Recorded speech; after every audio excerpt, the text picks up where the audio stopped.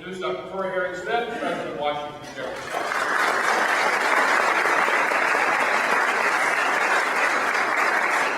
Thanks. What a wonderful group today. And I want to assure you that the weather is always like this at WG. In the middle of January, it's just like this. You all passed the first test. You made it through the construction in our nearby streets. The streets are all being repaved. So should you come back, as Alice said, during the school year, when there are more students here, you'll find that the streets are a little easier to navigate. But thank you so much for coming. It's a pleasure to have you here today and have an opportunity to talk to you a little bit about WJ. I was chatting with some of you as we came in, and for some of you, this is your first visit to a prospective college, others of you third or fourth visit to various different institutions, and you're probably starting to get a sense. You probably started to read the guidebooks, look at the statistics, and all of that is really important. But I think what you'll find as you go through this process is that it has a lot more to do with fit than with any of the statistics. And I think of it using sort of a dating metaphor. You know, you can go online, or somebody can say, you should meet so-and-so. He's 6'5", he weighs 165 pounds, you know, his parents did this, and you say, yeah, well, what kind of person is he? And the purpose of today, and the purpose of the college visits, is to tell you what kind of personality WJ has, what kind of place it is. Would you feel comfortable here for 3 or 4 years? There's a lot of kids finishing 3 years here. 3 or 4 years at WJ as a student. Is it the kind of place that you can thrive? And that's what we want you to know. So this is kind of our first date, right? This is kind of who are you, and we hope you'll come back for more days in the future. The first decision that you're probably thinking a little bit about, and as I talk to some of you who have been at some of the larger institutions in the area, is a big school environment versus a small school. And as Al said, I spent a good bit of time teaching at Brown University, which is 5,000 undergraduates. It's not Ohio State, but it's a large institution. And a couple of things that I would mention. I'm very biased toward the small school. I'll just tell you that at the beginning. I think it's the place to be. But let me tell you a little bit about the big school. It can also offer you a fine education, but it'll be a very different kind of education in a couple of key ways. One is, the faculty at a large university, their job is to teach the graduate students. That is what they get their pay raises on, it's what they get their promotions on. Their job is to produce Ph.D.s or M.D.s or J.D.s or whatever their program may be. And it is the graduate student's job to teach the undergraduates. So at a large university, the vast majority of the courses, even in an honors college, will be taught to you by graduate students. I was a graduate student. I taught the students at the University of Illinois, where I got my Ph.D., and I did the best I possibly could, but I was an amateur. Certainly 5 years later, when I got my Ph.D. and had 5 years of teaching those undergraduates under my belt, I was a much better teacher. And so it's a slightly different environment. You're learning from those who are at the same time learning how to teach. And who also will be less connected to other graduate schools, professional schools, because they're students. So when you ask for a letter of recommendation, you're getting a letter of recommendation for future study or for a job from somebody who's a graduate student versus a professor who is able to connect to his or her colleagues around the country and call and say, Sam is a wonderful student, I think you should take it. I made a call just the other day to a medical school for one of our students who was waitlisted. And I called and said, I understand why you might have waitlisted this student, but let me tell you what kind of person this student is. This is the kind of student who's not only an excellent studier, but has character that will make him one of the best doctors. I was able to talk about how he was the backup quarterback for every single game his entire time here at WJ until his last game, because the quarterback was injured. His first starting and his last start were the same, and I said he never complained, and he won that last game. And he never bragged about that. It was all about the team that supported him. They gave him an interview, and he got into medical school. I could do that because of the position I have. I couldn't have done that when I was a graduate student teaching my students at Illinois. I could call, but nobody would listen. So that's the difference. The other thing, of course, is class size. And class size really matters these days, especially with all of the distractions that we have, of iPhones and computers and everything else. Do you want to be in a class that's 3 times as large as the group that's right now in this room? Is that how you will learn calculus? Is that how you'll learn marketing? I couldn't do that personally. Personally, I wanted to be able to see the professor. I wanted the professor to know my name. At a big school, at Brown, I taught 250 students in a single class. And I tried to teach them the plays of Eugene O'Neill and Arthur Miller. When those students came to me for a letter of recommendation, I didn't know. So in a small school, you have professors who are experts in their field, who are connected to other experts and can help you with letters of recommendation, and who will get to know you. Our average class size here at WJ is 16. 16 is the average class size, and we have classes of 4 and 3. And yes, we have a class of 30, and we're a little embarrassed by that. And why does that matter? It matters because we all have times when we're really excited about what we're studying, and if the professor can see your eyes are glinting, they say, you seem really excited about that. Let's see if we can find you an extra internship or an opportunity to pursue that in the community. Or I have a research project for you. Other times, I go in class when I think I probably look like one of those confused cats in cartoons. I mean, my eyes were just spinning, and I thought, I don't know what it is you're saying. I don't even know enough to ask. The professors can see that too in a small class. And I've seen faculty members stop students in the cafeteria here and say, you look confused today. We want to stop by and, let's talk and be sure you've got the concepts down. Because they are committed to seeing that you succeed. They are here to challenge you, but to ensure that you succeed, not by making life easy on you, but by helping you to do the very best work you possibly can. And that is what produces the remarkable statistics that WJ has. So in contrast to a big school, you have small classes with experienced faculty who've taught literally hundreds of students and taken them through how do you analyze a painting, what happened in World War II, what happens in organic chemistry when compounds come together. They know how difficult it is to learn. They know how to get people through that process and really help them succeed. The other thing that's a little different between a big school and a small school is your ability to move and change. At a university, you have different colleges. You have the College of Communications, the College of Engineering, the College of Arts and Sciences. And if you go into, well, let's say the College of Engineering, and after a semester or two you say, I don't think I want to do engineering. You have to pull out of that college and go next door to whatever college you want to explore next. And in so doing, you tend to lose credits. That's why it takes longer to graduate from a large school than a small school. Here, we're one big happy group. You come in and you think you want to major in biology, and then you get to the second or third course and you say, I'm really not so much interested in biology as I thought I was. I think I'd really much rather be in the pre-law, or I'd much rather investigate business and look at entrepreneurship. You can make that change without losing credits. And that's why students, 98% of the students here at WJ finish in 4 years. 98%. And that's why we can offer a 4-year graduation guarantee that you can't get at other places. We say here, if you cannot finish your degree in 4 years, we'll guarantee you can. If you can't, we will give you a 5th year tuition free. We put our money where our mouth is. And that's because you can move around a little more easily.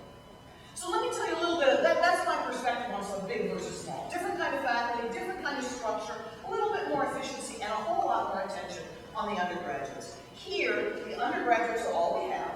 We don't have graduate students. And so in class, you are the apple of the professor's eye. Many of you will go on to graduate school, and then when you're in graduate school at a large place, you will also be the focus of the faculty. But as undergraduates, this is the kind of college where you are the reason we are here, to help you become the best you possibly can be. So let's talk a little bit about small schools. You look at them on the web and they all look the same. They all say, they have small classes, we all do. We have experienced faculty. What makes them different? They're actually quite different, and you will discover that in this amazing process of visiting different schools. Let me talk a little bit about the personality of WJ, as well as the statistics. The statistics sort of give you, this is the equivalent of you 6'5" and 165 pounds, right? The statistics will give you a sense of our historic strengths. We're number 1 in the country per capita for producing attorneys, future attorneys. I'm sorry. We're filling the world with lawyers. But we make up for it by being number 3 in the country per capita for producing future physicians. Number 3 out of all the schools. And our physicians, therefore, are welcome to heal the stress caused by our lawyers. So we balance things out as best we can. One of our most popular majors now is business. We have an international business program as well as accounting, and a lot of students are finding tremendous success. We have 100% placement in that area every year, 100% job placement. It's a wonderful, wonderfully strong and diverse program. Also has an international business component. And of course, we have a very strong education program as well. So those are our sort of statistics. We get about 90% of our applicants to med school are accepted, about 95% to law school. And when they cross the stage, about 92, 93% of our students already have jobs or have been admitted to medical school, law school, grad school, whatever they're going to do. With a high level of success. Fine. What kind of place is it? It's a successful place, but what is it like? You may have seen, if you came in on one of the golf carts, some of our students wearing Be a President. Well, we're the only college that I know that has two presidents, Washington and Jefferson. So we say Be a President. But what do we mean? It doesn't mean that we want you to go running for the White House. Although if you want to, that's fine, but that's not what we're trying to do. What we might mean by Be a President is that at W&J, we work together to identify your strengths, help you to nurture those strengths, so that you can be a leader in whatever field you choose, whether it's research, a leader in your community, a leader in your church, a leader as a lawyer, a leader as a doctor, a leader in business. We want you to be able to feel that you can make a difference in the world and that you have succeeded. So that ethical success is there in the phrase, Be a President.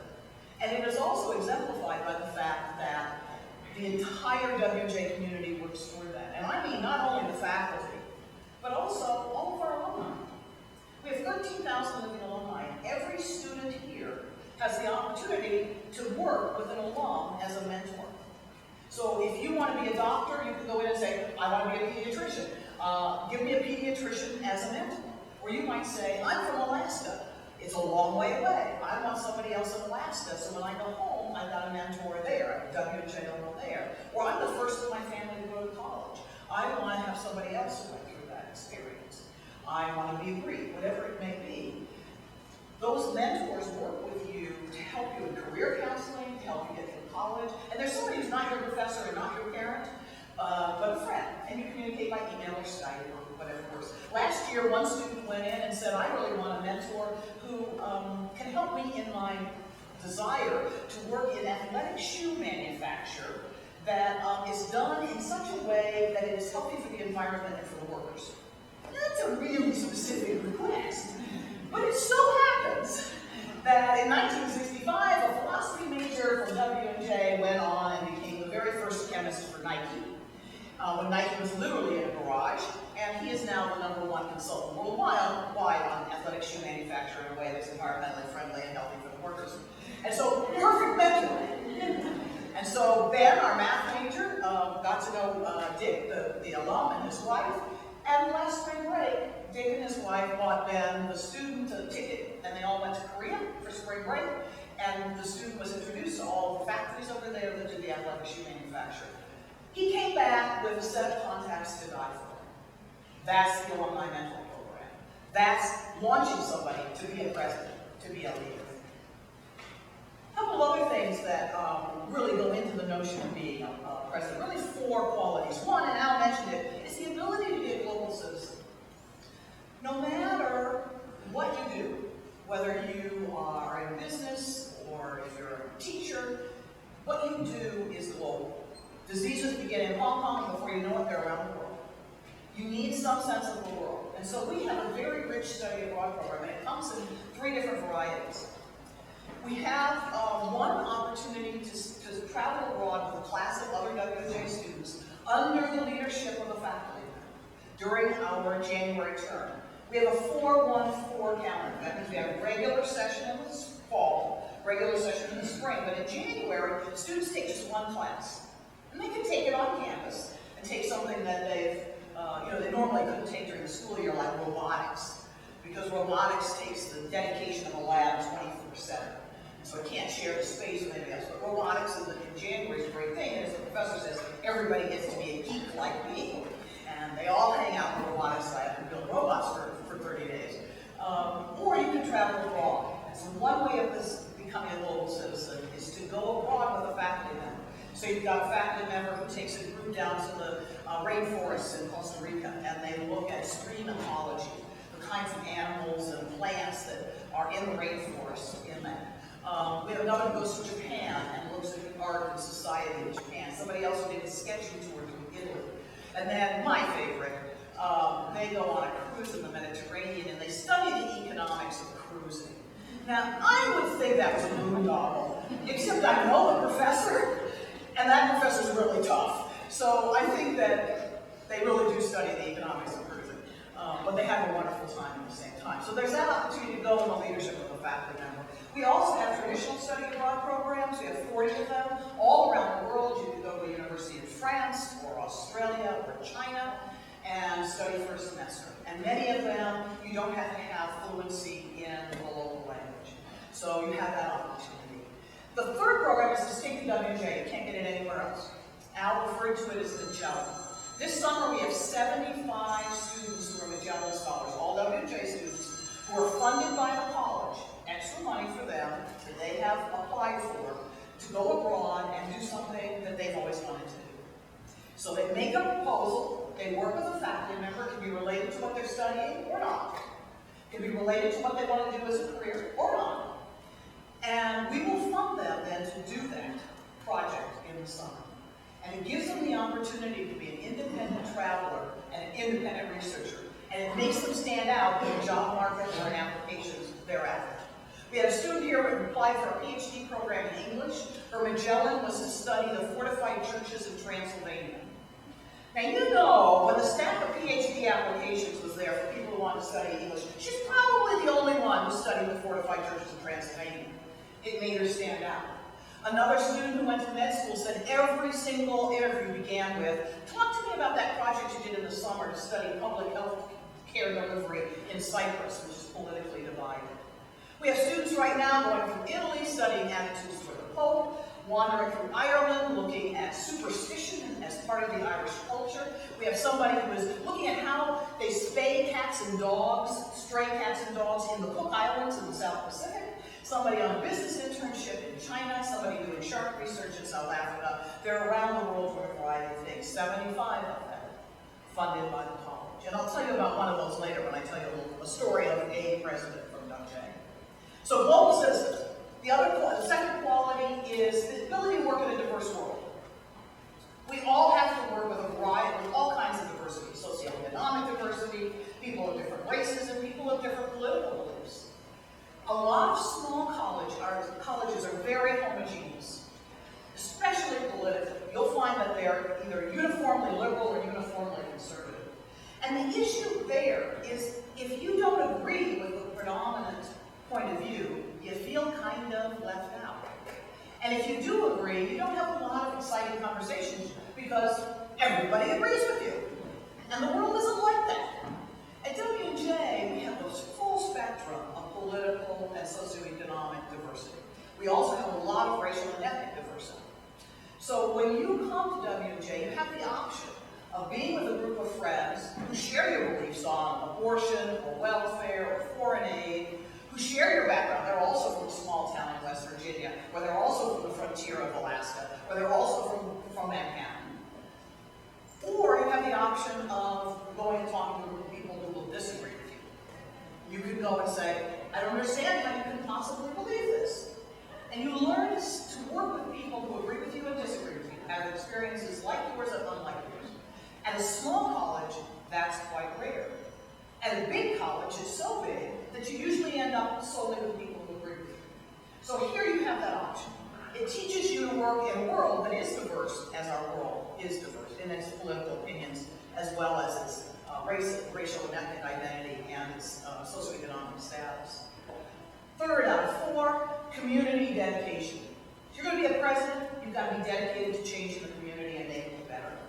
Our students here do 19,000 hours of community service in the course of the year. They read to the blind. They go in and work in the schools. They work in the Humane Society. They go into Pittsburgh because we run something here called the Pittsburgh Pipeline. And the Pittsburgh Pipeline is a free van service that goes in and goes late at night as well. So that people can go into Pittsburgh, they can see a sporting event, they can volunteer in the community in Pittsburgh, they can go see friends at Pitt or at Duquesne. They can just go in and see the city. It's a free van line and it runs on the weekends. So that allows not only local, but also regional.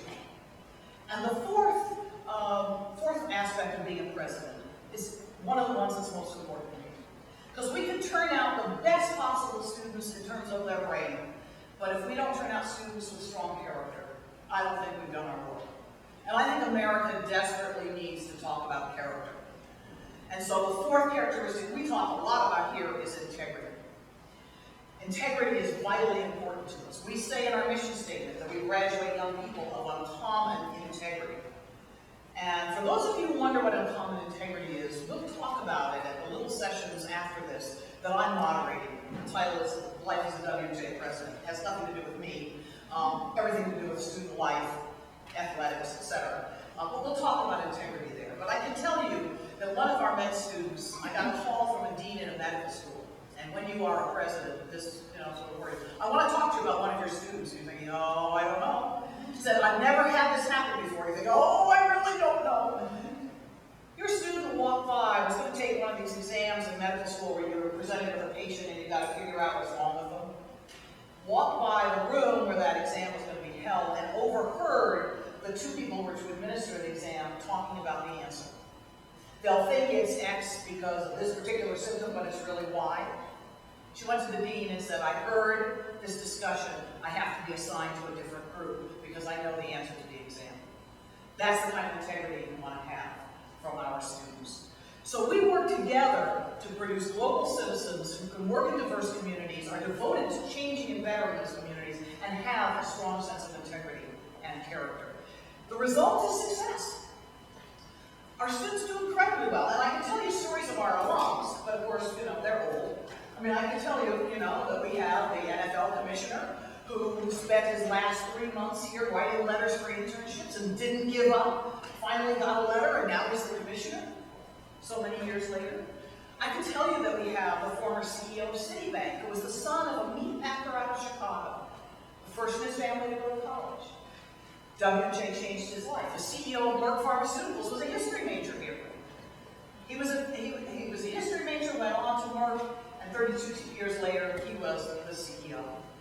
I can tell you those stories, but they don't relate to all of you. We're sitting here at ages, 17, 18, 19. Let me tell you about a couple of students who have done some amazing things. One was a young woman who was here from Meadville, came to WJ, wanted to be a dentist. Decided she didn't want to be a dentist. I don't know why anybody would want to be a dentist myself. Pardon me, any dentist, it's just not my thing. She decided she would much rather do research.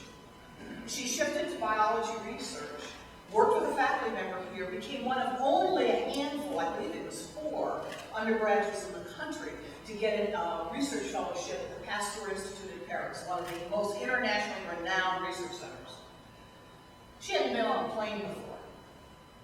She got on a plane, she went to Paris, had this amazing experience. We paid for her, by the way. She was a Magellan Scholar, to go to Paris, worked in this incredible research opportunity, came back, and was admitted to the #1 Ph.D. program in her field in the country. They only admit about 7 people. She was the only one out of the Ivy who was not an Ivy League graduate, and she's at the top of her class. That's a president. Just last May, I handed a diploma to a young woman who came from just outside Harrisburg, a small town. She described it as a one-stoplight town. Wanted to be a teacher. Her mother was a teacher. She believed teaching was really important, but she secretly loved art. And she said, and I was convinced, and my mother was convinced, that if I followed art, I would end up living under a bridge. And I really didn't want to do that, so I was going to be a teacher.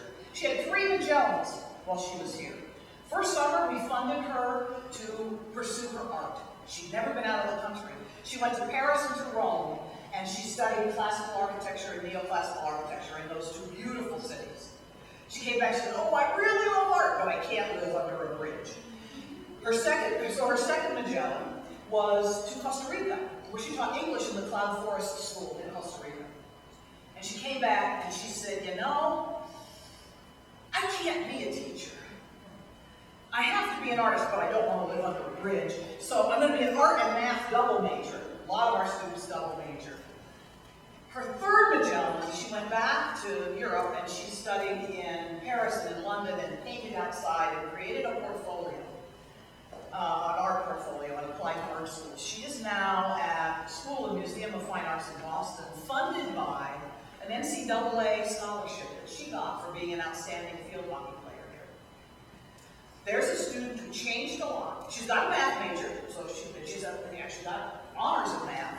She's got a nice solid grounding. She's following her passion, which she discovered by becoming a global citizen, having a diverse set of interests, being community focused, and combining at W&J her athletics with her academics. So that's the kind of place we are. We want to foster that in all of our students. Basically, we want to help you become what you will do best.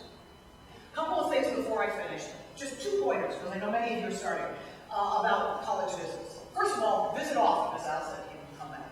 Questions you might want to ask. Tips, let me tell you, I've been in the business for a long time. Don't ask the tour guide what's wrong with the school. They won't tell you. They're trained not to tell you. They will find a way, like a savvy politician, to snoop around that. Ask them, what would you change? That they can answer. And then listen to see if what they would change matters to you. Your tour guide here says, gee, I really wish this were in Manhattan. Well, does that matter to you? Listen to what they say. The second is, when you're asking questions about statistics, often people cite faculty-student ratios. Those are very misleading, because you can have a lot of faculty at a place, and they don't teach. This is particularly true at big universities, where they're just research faculty. So you can have lots of faculty per student, but it doesn't change the student's experience. Ask, what's your average class size? Ask, what's your biggest class? What percentage of your classes have more than 20 students in it? That's a number. That more than 20, I didn't choose haphazardly or randomly. That's a number we have to report to the national and federal government, so they should know that number. It'll tell you what your experience is going to be like. And finally, ask hard questions. We really want you to do that here. We want you to get to know us. This is our first date. We want to have more dates. And for that, if you're sitting there thinking, I really want to ask, but I'm not sure if I should, ask. This is a big investment. It's an important investment. It's the only college education that your son or daughter, or you, depending on who I'm talking to, will have. Ask the hard questions. And lastly, come often. And come when there's some students here. Sit in on a class so that you know more than how many treadmills are in the fitness center. You know what our faculty are like. Come and talk to our faculty. See what life is like. Spend an overnight. With the overnight, I'll leave the dating metaphor behind. Okay? So I hope this is the first date. I hope you get a good sense of our personality. And I hope it leads you to more dates. We'd love to get to know you. And if this is a place that feels right to you, I look forward to welcoming you in the fall. If you find a different place that feels better to you, I wish you absolutely the best there. Because we want you to be happy. We want you to go to a place where you can do the kinds of things that here we say it means to be a president. So thank you for coming and welcome to W&J.